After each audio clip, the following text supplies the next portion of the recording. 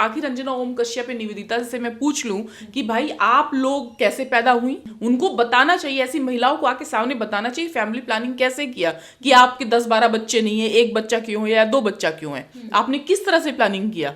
तो ये चीजें अगर लोग पब्लिक डोमेन में पढ़ जानी चाहिए। जो हमारे हमारे जो नीतीश जी को कहना पड़ा, मतलब आप जो भी करें वो ठीक है। और नीतीश जो कि पिछड़े समाज से आते हैं, उन्होंने अगर देश समाज और महिलाओं के लिए कुछ अच्छी बातें कह दी और वो भी रीजनल लैंग्वेज में, तो आपको बुरा लग रहा है। तो राम के नाम पे, हिंदुत्व के नाम पे ये लोग घोटाला कर रहे हैं। किस सनातन धर्म और किस राम को ये लोग पूछते हैं, राम जी को पूछते हैं ये लोग। और नीतीश जी ने जो बोला बिल्कुल सही बोला, और वो उन्होंने जो बोला उसके मूल में जाना चाहिए, ना कि शब्दों के चक्कर में फंसना चाहिए। नमस्कार, मैं निधि रतन और आप देख रहे हैं नेशनल दस्तक। मेरे साथ एक खास मेहमान है प्रियंका पासवान। मुखर होकर सरकार से सवाल करती हैं, सरकार की नीतियों पर सवाल करती हैं, जनता के हक अधिकारों पर बेबाक होकर बातचीत करती हैं। आज हम उनसे जानेंगे जिस तरीके से सोशल मीडिया पे एक तेजी से वीडियो वायरल हो रहा है नीतीश कुमार का, क्योंकि कांग्रेस पार्टी की प्रवक्ता भी हैं, तमाम टीवी चैनल्स पे वो अपने मुद्दे भी रखती हैं। उन्हीं से जानेंगे कि एक तरफ तो इंडिया गठबंधन और एनडीए की बगावत शुरू हो चुकी है, सत्ता में आने के लिए तमाम पार्टियां जोर लगा रही हैं, और दूसरी ओर नीतीश कुमार जो एनडीए गठबंधन को रिप्रेजेंट कर रहे हैं और वही महिला विरोधी बयान दे रहे हैं। क्या कहेंगी इस मुद्दे पे? नहीं, मुझे नहीं लगता है कि नीतीश कुमार महिला विरोधी बयान दे रहे हैं। इंडिया गठबंधन और मजबूत है, और लोगों को ऐसा लग रहा है कि विधानसभा में हम लोग एक साथ नहीं हैं, लेकिन ये लोकसभा के लिए हुआ है और ये लोगों को समझना पड़ेगा। लेकिन लोग ऐसा भी आरोप लगा रहे हैं कि सोचिए, इस तरीके के सीएम जब बेतुके बयान देंगे, जब यही पावर में आ जाएंगे, यही केंद्र सरकार में आ जाएंगे, तो महिला का खुलेआम चीरहरण होगा। आपने देखा होगा किस तरीके से महिलाओं के लिए अश्लील टिप्पणी कर रहे हैं वो। नहीं, बिल्कुल नहीं। उनका मैंने बयान देखा, और लोग तो ये बोल रहे हैं वो मुस्कुरा रहे हैं, वो हंस रहे हैं, लेकिन वो बिल्कुल मुझे ऐसा मुस्कुराते हुए वो नहीं लगे, और बिल्कुल ही सीरियस बात कर रहे हैं। और जो बात कर रहे हैं वो बहुत साइंटिफिक भी है। और जैसे अंजना ओम कश्यप है या बीजेपी की निवेदिता है, तो इनके वो निवेदिता फूट फूट के रोने लगी। अंजना ओम कश्यप का अगर मैं पढ़ रही हूँ तो वो उसने लिखा है कि ये आदमी सीएम है, मतलब वो जो इतने बड़े सूबे को जो प्रेजेंट करते हैं, उनके लिए इस तरह की भाषा का प्रयोग करना अंजना को कहीं भी उस चीज को अलाउ नहीं करता कि इतने बड़े सीएम को इस तरह से। अंजना ओम कश्यप का कहने का मतलब है, जब सदन में एक मतलब मुख्यमंत्री के पद पे हैं वो नियुक्त व्यक्ति अगर इस तरीके की फूहड़ भाषा का प्रयोग करेगा, तो सोचिए ये महिलाओं की इज्जत को तार तार करने वाला सवाल है। इसमें महिलाओं की इज्जत कहाँ से तार तार हो रही है? अगर इसी चीज को इंग्लिश में बोला जाए कि हाँ, do sex but don't throw his sperm inside vagina, just put it out, तो ये ठीक लग रहा है आपको भी? ये ठीक लग रहा है? वो हिंदी में अगर बोल दिया, तो जिस भाषा में उन्होंने बोला वो भाषा वहां पे बोली जाती है। अगर इस तरह उन्होंने बोला तो कोई गलत नहीं बोला। इवन अब हिंदी में बात होनी चाहिए ताकि लोग ज्यादा से ज्यादा समझें। रीजनल लैंग्वेजेस में बात होनी चाहिए। ये सारी चीजें अब मुझे नहीं लग रहा कि बंद कमरों में बंद जगहों पे बात होनी चाहिए। इसको ओपनली जब तक बात नहीं करेंगे हम लोग, तब तक ये चीजें नहीं आएंगी। आखिर अंजना ओम कश्यप या निवेदिता से मैं पूछ लूं कि भाई आप लोग कैसे पैदा हुई, तो क्या वो ये बोलेंगे नहीं हम मैल से पैदा हुए, मासू से पैदा हुए, मोरनी से पैदा हुए, या उनको वो यही जानती हैं, वो साइंटिफिक तरीका नहीं जानती? या अगर उनको ये बोला जाए भाई तुमने अपना फैमिली प्लानिंग कैसे किया, तो वो क्या बताएंगी? उनको बताना चाहिए, ऐसी महिलाओं को आके सामने बताना चाहिए फैमिली प्लानिंग कैसे किया, कि आपके 10-12 बच्चे नहीं है, एक बच्चा क्यों है या 2 बच्चा क्यों है, आपने किस तरह से प्लानिंग किया। तो ये चीजें अगर लोग पब्लिक डोमेन में पढ़ जानी चाहिए। जो हमारे जो नीतीश जी को कहना पड़ा, वो अगर इतनी ज्यादा लोग महिलाएं बोलती, या अंग्रेजी में जैसे मैंने बोला कि just throw outside, don't just throw outside sperm, तो अगर ये सारी चीजें इंग्लिश में बोले, और इंग्लिश में बोल रहे तो अच्छा लग रहा है, और रूम के भीतर बोल रहे हैं तो ठीक है। अब इस चीज पे ओपन डिबेट होनी चाहिए, ओपनली बात करनी चाहिए। आप कहना चाहती हैं कि ये देश सनातन परंपराओं के लिए जाना जाता है, तमाम संस्कृति के लिए जाना जाता है, उन सब मर्यादाओं को साइड रखें, बाप बेटी के साथ, भाई बहन के साथ हम सेक्स पे डिबेट करें? जी बिल्कुल बात करनी चाहिए। सनातन, अगर सनातन की आप बात करें या हिंदुत्व की बात करें तो यहीं पे वो खजुराहो का मंदिर है। इसी देश में वो खजुराहो का मंदिर है जो सेक्स को एक बहुत विस्तृत तौर से दिखाया है। और तो आपको क्या लगता है वो लोग क्या वो उन लोगों की मानसिकता गंदी होगी या क्या होगी, या बहुत ज्यादा वो घटिया लोग होंगे? अगर घटिया है तो तोड़ दीजिए वो मंदिर को, अगर घटिया है तो तोड़ दीजिए उस मंदिर को। और इसी जगह पे जो हमारे त्रवणकोर था वहां पे जो कुछ कौम की महिलाएं थी जिनको अपना सीना ढकने के लिए, छाती ढकने के लिए नहीं बोला जाता था, तो वो एक तो आप ऐसे एक्सप्लॉइट कर रहे हैं, वहां आपका मंदिर है। मतलब आप जो भी करें वो ठीक है। और नीतीश जो कि पिछड़े समाज से आते हैं, उन्होंने अगर देश, समाज और महिलाओं के लिए कुछ अच्छी बातें कह दी और वो भी रीजनल लैंग्वेज में, तो आपको बुरा लग रहा है। क्यों बुरा लग रहा है? बात रीजनल लैंग्वेज की नहीं है, एक प्रतिष्ठित और सम्मानजनक एक पोजीशन पे रहते हुए व्यक्ति, वो सोचिए एक बिहार के सीएम है, इसके बावजूद वो ऐसी टिप्पणी करते हैं और जिस तरीके के उन्होंने शब्दों का उच्चारण किया, इतना विरोध हो रहा है कि अब तो बाबाओं को उनके विरोध में खड़ा होना पड़ रहा है। महिलाओं की सुरक्षा के लिए इतने लोग आगे आ चुके हैं। स्वामी भद्राचार्य का आपने नाम सुना होगा, वो महिलाओं की सुरक्षा को लेकर इतने चिंतित है कि वो कह रहे हैं कि हमें नीतीश की तो जीभ काट देनी चाहिए, ऐसे स्टेटमेंट देते हैं। आखिर सही तो कह रहे हैं, अगर इस तरीके से बयानबाजी देंगे तो सोचिए महिलाएं सुरक्षित कैसे रहेंगी। देखिए, जितना इन सारे बातों में बात की जाएगी सेक्स के मुद्दे पे, महिलाओं को अपना सेक्स में किस हिसाब से उनको अपना थॉट देना चाहिए, अपने पार्टनर को बताना चाहिए अपनी चाहते, उतनी महिलाएं सुरक्षित होंगी, उतनी ही महिलाएं हेल्थ वाइज भी अच्छी होंगी। और जो भद्राचार्य की आप जो बात बोल रही हैं, ये इंसान तो SC ST OBC महिलाओं के विरुद्ध ही रहा है। यही वो इंसान है जिसने कहा था मरे मुलायम काशीराम, जय श्री राम जय श्री राम। और इसी तरह कई शंकराचार्य और भी हैं। और ये इंसान तो ऐसा मुझे लगता है ये क्रिमिनल माइंडेड है। वो उसके दिमाग में जो खूनी मानसिकता है कि कभी किसी को आंख फोड़ देगा तो इतना लाओ, उसका आंख निकाल के लाओ तो इतने पैसे देंगे, उसका गला काट के लाओ तो उतने पैसे देंगे। तो खूनी मानसिकता के ऐसे मानसिकता वाले इंसान को तो हमेशा जेल की सलाखों के पीछे होना चाहिए, क्योंकि जो आज बोल रहा है कल वो कर भी सकता है। और जहां तक नीतीश जी की बात बोल रही हैं कि वो इतने बड़े सूबे के हैं और वो ऐसा इस तरह की बातें कर रहे हैं, तो यही तो उनकी जिम्मेदारी है कि इतने बड़े सूबे, इतने बड़े प्रदेश के वो मुखिया हैं और वो परिवार स्वरूप पूरा प्रदेश है, तो अपनी महिलाओं को, अपनी बच्चियों को, अपने परिवार को नहीं समझाएंगे तो कैसे आखिर वो स्टेट, वो परिवार, वो प्रदेश कैसे आखिर समझेगा? कैसे समझेगा? तो इतने बड़े मुखिया को तो बोलना ही पड़ेगा। अब उन्होंने हिंदी में बोला तो गंदा लग रहा, अंग्रेजी में बोलते थे फिर भी उनके लोग नहीं समझ पाते। मुझे लगता है बिल्कुल सही लैंग्वेज चुना उन्होंने और सही उन्होंने लोगों को निर्देश दिए और महिलाओं को जो पढ़ाने की बात की वो भी बहुत सही किया। लेकिन मीडिया को कैसे देखती हैं? अब तो मीडिया भी नीतीश सरकार का विरोध कर रहा है ना। सोचिए, सनातन धर्म का उन्होंने अपमान किया, महिलाओं को टिप्पणी कर उनके खिलाफ मीडिया हो गया है, तमाम बाबा लोग हो गए हैं, बीजेपी के MP MLAs हो गए हैं, नेता अभिनेता प्रवक्ताओं का बयान आ रहा है नीतीश के खिलाफ। आप कैसे देखती हैं?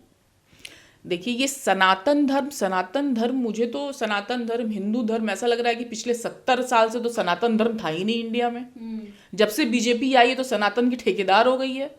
जबकि अगर आप देखें, राम मंदिर जब बना इतना घोटाला हुआ, 12,000 चंदे का घोटाला हुआ, 2 करोड़ की जमीन 20 करोड़ में बेची गई राम मंदिर की जमीन। और घोटाले पे घोटाला ये लोग करते हैं। और मतलब अगर आप देखेंगे तो मंदिरों में भी घोटाला होता है, वहां ट्रस्टीशिप में भी राम मंदिर के वहां घोटाला हुआ। तो राम के नाम पे, हिंदुत्व के नाम पे ये लोग घोटाला कर रहे हैं। किस सनातन धर्म और किस राम को ये लोग पूछते हैं, राम जी को पूछते हैं ये लोग सब। ऐसा तो आप लोग बोलते हैं ना, आप लोगों पे आरोप लगता है कि आप लोग लेफ्टिस्ट हो, आप लोग जातिवाद हो, आप जातिवाद को बढ़ावा देते हैं। अभी आप इसी इंसिडेंट को लेके, अब अगर हम नीतीश को लेकर विरोध जता रही है जनता, तो आप उनको कह रहे हैं कि मनुवादी मानसिकता के हैं, वो लोग मनुस्मृति के समर्थक हैं। ऐसे आरोप आप लोग तमाम उन लोगों पे लगाते हैं जो नीतीश के खिलाफ होकर आवाज उठा रहे हैं। दरअसल ये मनुवादी मानसिकता भी अगर आप नहीं लें, लेकिन ये मानसिकता जरूर है कि ये लोग SC ST OBC मुस्लिमों के एकदम विरुद्ध हैं और शायद यही मनुवादी मानसिकता है, क्योंकि ये लोग देखना ही नहीं चाहते कि एक पिछड़ा वर्ग और एक महिला, ओम अंजना जी खुद एक महिला हैं, इवन इस तरह की भाषा को उन्होंने प्रयोग किया। तो अगर आप देखिए तो वो ये क्यों नहीं बताती वो कैसे पैदा हुई। अगर कोई बताया जाए तो क्या बोलेंगी, मैल से पैदा हो गई मैं, या अगर वो बोलेंगी फैमिली प्लानिंग कैसे की, तो वो क्या क्या बता सकती हैं, वो बताना पड़ेगा ना। तो सेक्स पे आपको बात करनी चाहिए, और इसमें किसी की भी इन भावना का कोई आहत नहीं होता। अब आहत देख लीजिए, अगर आहत इन लोगों की इस बातों पे हो जा रहा है, तो जो बच्चियां बैठी हुई थी वो रेसलर थी, वो बैठी हुई थी, उनको किस तरह से पीटा गया और किस तरह से छुआ गया। अभी जो 12,000 से कुछ महिलाएं बैठी हुई थी, उनकी तनख्वाह बढ़ाया जाए, 12,000 से 18,000 किया जाए, उनको किस तरह से छुआ गया, किस हिसाब से उनके ऊपर वाटर कैनन चलाया गया। तो यहाँ महिलाओं की बेइज्जती नहीं होती। मतलब आप महिलाओं को ऐसे तैसे उठाएं, गिराएं, और मतलब जो महिलाओं के प्रति रेप का जो बढ़ता जा रहा है, मतलब जो एनसीआरबी की रिपोर्ट है, 75% तक महिलाओं पे क्राइम बढ़ रहा है। तो उसमें इनकी आहत नहीं होता भावना, क्योंकि वो बीजेपी की सरकार है, बीजेपी में चल रहा है, डबल इंजन की सरकार है, इसलिए वो सब कुछ ठीक है। लेकिन नीतीश जी अगर कुछ कहते हैं, नीतीश जी के स्टेट में कुछ हो जाए, तो वो सनातनी विरुद्ध है, हिंदुत्व विरुद्ध है। ये नीतीश कुमार का विरोध हो रहा है कि उनकी जाति का विरोध हो रहा है? देखिए, नीतीश जी की जाति का विरोध हो रहा है, एक बहुत बड़े ओबीसी कम्युनिटी का विरोध हो रहा है, और एक बहुत बड़े SC/ST कम्युनिटी का विरोध हो रहा है, माइनॉरिटीज का विरोध हो रहा है, जो लोग अभी अपने हकों के लिए लड़ रहे हैं।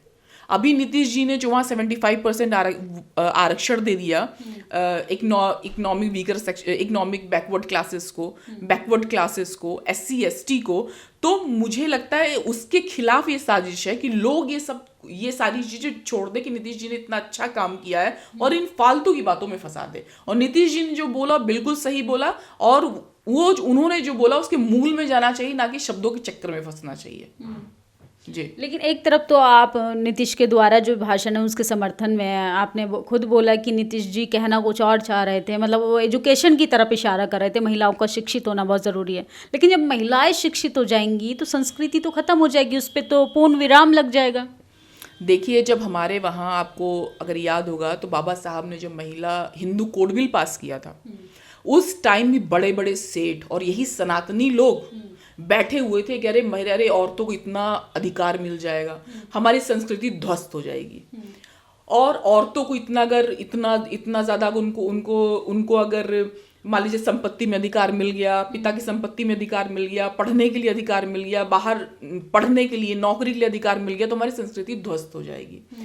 तो अब अगर महिलाएं पढ़ रही हैं और इतना ऊंचा ऊंचा मकाम हासिल कर रही है, यहाँ हम और आप बैठे हुए, तो कौन सी संस्कृति ध्वस्त हो गई?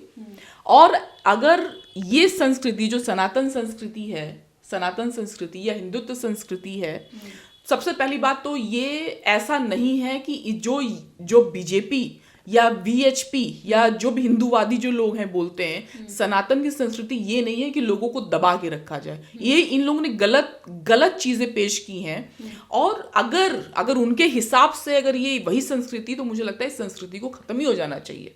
लेकिन ये संस्कृति ऐसी नहीं है जहां लोगों का ह्यूमिलिएट किया जाए जाति के नाम पर, जेंडर के नाम पे, अपनी महिलाओं को जमीन में गाड़ दो, अपनी महिलाओं को जो पैदा होते ही उसको जहरीला दूध पिला दो, दूध में डुबो के मार दो। लेकिन आप ऐसा कहाँ होता है? आप तो बहुजन समाज से सशक्त हैं, बेबाक होकर तमाम TV चैनल्स पे बैठती हुई, अब तो आपके साथ मुझे नहीं लगता कोई भेदभाव होता है। अब तो आपको पूरे तरीके से आज़ादी है कि आप अपनी बात कह सकती हैं। उसके बावजूद आप लोग आज़ादी के 75 साल बाद भी बोलते हैं कि हमारे साथ जातिवाद होता है। देखिए, अगर आप यहाँ बैठी हैं, मैं यहाँ बैठी हूँ, और हम दोनों बात कर रहे हैं, हम लोग को लोग देख रहे हैं, लेकिन अगर आपके परिवार में आपकी बहन के साथ में ऐसा होता है, मेरे परिवार में मेरी बहन के साथ ऐसा होता है जातिवाद के नाम पे, तो क्या आप उनको अपने परिवार में नहीं गिन रहे? जो हमारे समाज में हमारी बहनें हैं, आखिर वो इतना बड़ा हमारा परिवार है, और हम लोग किस हिसाब से यहाँ तक आए कि हमारे तक ही ये चीजें खत्म हो जाए? भाई, आखिर हमारे लोगों पर अत्याचार हो रहा है, तो हमारे ऊपर अत्याचार हो रहा है वो, और जब तक वो आखिरी पंक्ति तक व्यक्ति को वो हक अधिकार नहीं मिल जाता, तब तक हमको और आपको बोलना पड़ेगा। तमाम लोगों के कमेंट होते हैं, तमाम लोगों के सवाल होते हैं कि हम लोग सिर्फ बीमारी का नाम बताते हैं कि हम लोगों को जातिवाद का शिकार होना पड़ता है, जातिवाद के तहत हमारे ऊपर कभी पेशाब कर दिया जाता है, कभी घोड़ी चढ़ने से रोक दिया जाता है। इसका इलाज क्या है, बेसिकली इसका सॉल्यूशन क्या है? देखिए, इसका सॉल्यूशन तो जैसे कि ये लोग बोलते हैं कि मतलब कई लोग का कुछ अलग अलग चीज़ें हो सकती है, लेकिन मेरा सिर्फ ये मानना है इसका सॉल्यूशन सिर्फ और सिर्फ एक है कि जिस चीज़ पे ये मनुवादी लोग नाचते हैं, एक्चुअली क्या है, इनके पास पैसा बहुत सारा है, ठीक है, और जो इन लोगों पे जिसके ऊपर ये लोग अत्याचार करते हैं वो गरीब हैं, या वो लोग मतलब एक, क्योंकि वो उनका काम करते हैं, मतलब एक हमारा कौम अभी भी मजदूरी से बंधा हुआ है, तो वो खुल के प्रखर रूप से सामने नहीं आ पाता। तो इसमें सरकार का ही पूरा का पूरा रोल है कि अगर ऐसा कोई भी व्यक्ति करता है, जैसे मूछ रखने पे गला काट देना, पेशाब कांड, ये सारी चीजें आपने देखी हैं, मनीषा वाल्मीकि के साथ जो चीजें हुई, आज भी हमारी बच्चियों के साथ उठा के रेप किया जा रहा है, 75% महिलाओं के प्रति क्राइम बढ़ गया है। तो कोई भी किसी भी समाज की महिला हो, और सबसे ज्यादा है SC ST OBC की अगर महिला हो, क्योंकि इनके साथ बहुत टाइम पहले से ऐसा किया जा रहा है, तो इसमें सिर्फ और सिर्फ एक ही है कि उनके घर के ऊपर बुलडोजर चले, उनकी आर्थिक रूप से उस परिवार के बराबर ला दे जिस परिवार के साथ उन लोगों ने ये घटिया काम किया है। फिर देखिए वो किस हिसाब से हाथ उठाते, किस हिसाब से उनका दिमाग चलता है, सब चीजें बंद हो जाएंगी। ये सिर्फ अपने आर्थिक रूप से उछलते हैं ये लोग, और जाति से वो लोग इकट्ठे हैं, और उनको किसी ऊपर निर्भर भी नहीं है। हमारा समाज तो निर्भर है ना, मजदूरी करता है, उसको वही काम करना पड़ेगा जो उसका मालिक कहता है, नहीं भी करना लेकिन फिर भी उसको करना पड़ेगा। एक आखिरी सवाल है मेरा कि आपने हिंदू कोड बिल की बात की, संविधान की बात की, महिलाओं को बाकायदा बहुत सारे अधिकार भी हैं। जो डॉक्टर BR अम्बेडकर ने हिंदू कोड बिल के लिए सदन से इस्तीफा भी दे दिया जाता है क्योंकि महिलाओं के अधिकारों का सवाल था। उसके बावजूद ST SC माइनॉरिटी महिलाओं के हक अधिकारों की बात करें तो वो आज भी अपने हक अधिकारों से वंचित है, उनको नहीं पता हमारे राइट्स क्या हैं। ये चीज़ कैसे चेंजेस ला सकते हैं इसमें? देखिए, इसमें चेंजेस सारा का सारा तो बिल्कुल गवर्नमेंट का है। अभी भी अगर आप देखेंगे तो हम लोग को यही नहीं पता होता है, मतलब अगर मैं बोलूँ, एक बहुत छोटा सा एग्जांपल दे रही हूँ कि हमारे बच्चों को ये नहीं पता होता है कि BA करने के बाद, MA करने के बाद आप PhD नेट के लिए भी कर सकते हैं। BA MA करने के बाद वो B.Ed करते हैं।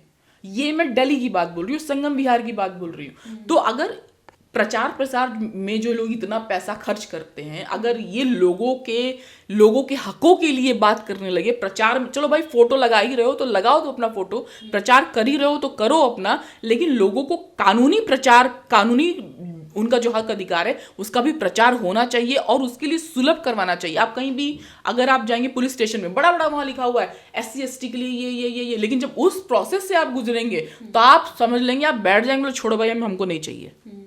इस तरह जटिल कर दिया गया है। मतलब कि अभी भी जो बहुजन समाज की महिला, उनको एक तो जेंडर के आधार पे संघर्ष करना पड़ता है और उनको जाति के आधार पर भी धक्के खाने पड़ते हैं। बहुत ज्यादा, मतलब एक तो दलित महिला है, और एक तो दलित है, ऊपर से महिला है।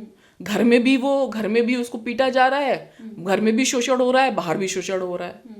तो ये डबल उनके ऊपर अत्याचार होता है। और क्योंकि घर में जेंडर वाइज होता है कि हम आदमी हैं, हम हस्बैंड हैं, और बाहर होता है कि तुम तो दलित ही, तुम्हारे साथ तो होना ही होना है। और इस चीज के लिए ही कानून को बहुत सशक्त होना पड़ेगा, लेकिन मुझे कहीं से नहीं दिखता कि ऐसा कुछ हो रहा है। आज जो OBC का मुद्दा इतना ज्यादा, मतलब इतना ज्यादा उछला हुआ है कि OBC के लिए ये किया जाएगा, और यही मैं कांग्रेस की प्रवक्ता हूं। मैं अभी 2019 में जब बात किया था हम लोगों ने कि जब कांग्रेस की सुप्रिया श्रीनेत थी, उनसे हुई, तो बोले हम जाति को नहीं मानते, लेकिन उनको समझ में आ गया है कि यहाँ भारत जातियों का देश है, और जब तक आप हर जाति को ऊपर उठा के नहीं देखेंगे, जिनका अगर भागीदारी नहीं करेंगे, तब तक नहीं हो सकता है। तो अब कांग्रेस समझ गई है कि अब लोगों के साथ में चलने में ही भलाई है, और ये सारी चीजें जो कांग्रेस समझी है या बीजेपी उल्टा पुल्टा समझाना चाह रही है, ये सब हम लोग के प्रयत्न का नतीजा है। ये आपके चैनल का प्रयत्न का नतीजा है, ये सोशल मीडिया के प्रयत्न का नतीजा है कि लोग अपने अधिकारों के प्रति जागरूक हो रहे हैं, और इन लोग की भाषा बड़ी बड़ी पॉलिटिकल पार्टीज कर रही हैं। आखिरी मैसेज तमाम बहुजन समाज के, हर बार तो मैं यही बोलती हूँ बहुजन समाज को क्या मैसेज देना चाहेंगे, लेकिन आज स्पेशल मैं बोलूँगी आपसे कि बहुजन महिलाओं को क्या मैसेज देना चाहेंगी आप? देखिए, बहुजन महिलाओं को मैं ये मैसेज देना है जो नीतीश कुमार का आज ये टॉपिक था, कि आप लोग बात कीजिए, आप लोग बात कीजिए कि परिवार को सीमित कैसे रखा जाए, प्लानिंग कैसे की जाए। जहाँ तक इन्होंने, नीतीश जी ने बोला, जो भी चीज़ें बोली, इसके ऊपर भी बातें हैं कि नीतीश जी ने बोला वो आप सुन लिए, आप उसको पालन कीजिए, लेकिन अक्सर ये कभी कभी ये भी चीज़ें फेल हो जाती हैं। तो ऑलवेज यूज प्रिकॉशन में आप टैबलेट ले सकते हैं, कॉन्डम्स यूज़ कर सकते हैं, और फैमिली को लिमिटेड रखिए, पढ़िए लिखिए, बच्चों को सेक्स एजुकेशन दीजिए, अपने पति को भी सेक्स एजुकेशन दीजिए, ताकि डेफिनेटली देश में जो महिलाएं सिर्फ बच्चे पालने में ना खत्म हो जाए, महिलाएं सिर्फ अपना पूरा एनर्जी घर में पोछा लगाते हुए, पोटी साफ करते हुए, इन्हीं सब चीज़ों में ना खर्च हो जाए। देश के प्रति भी उनकी जिम्मेदारी वो भी निभाए, परिवार भी संभालना है, देश भी संभालना है, हर चीज़ के लिए जिम्मेदारी है। तो इन सब चीज़ों का प्रयोग कीजिए और डेफिनेटली अपने समाज देश को आगे बढ़ाइए। बहुत बहुत शुक्रिया हमसे बातचीत करने के लिए। धन्यवाद जी। तो ये थी प्रियंका पासवान। तमाम मुद्दों पे हमने बात की जिस पे महिला बात करने में कभी कभी शर्मा जाती हैं, ये कहीं अनकंफर्टेबल महसूस करती हैं, जबकि इन सब मुद्दों पर, महिलाओं इशू पर हमें खुलकर बात करनी चाहिए, क्योंकि महिलाओं के जब मुद्दों पर खुलकर बातचीत होने लगेगी तो महिलाएं बीमारियों से तड़प कर अपनी जान नहीं देंगी। महिलाएं जिनके बच्चे अपराध के रास्ते पे चले जाते हैं, वो बच्चे अपराध के रास्ते से रुक जाएंगे, अपराध करने से रुक जाएंगे। फिर मैं एक बात कहूँगी कि नीतीश कुमार के बयान को जिस तरीके से मीडिया, तमाम भारतीय जनता पार्टी के नेता, अभिनेता, प्रवक्ता जिस तरीके से उसको प्रमोट कर रहे हैं, इससे ये साबित होता है ये देश पुरुष प्रधान तो है ही, पुरुष प्रधान के साथ साथ ये जाति प्रधान देश भी है। हमारी बातचीत पे आपकी क्या प्रतिक्रिया कमेंट बॉक्स में ज़रूर बताएं, और हमारी बातचीत से पुरुषों की भावना आहत करने का हम लोगों का कोई विचार नहीं था। शुक्रिया। नेशनल दस्तक की आपसे गुजारिश है कि अगर इसको बचाना चाहते हैं तो नेशनल दस्तक को सब्सक्राइब करने के लिए रेड कलर के सब्सक्राइब बटन को दबाएं, फिर बेल आइकन की घंटी दबाएं। नेशनल दस्तक को बचाने के लिए बहुत जरूरी है कि हर खबर को शेयर करें, लाइक करें, कमेंट जरूर करें।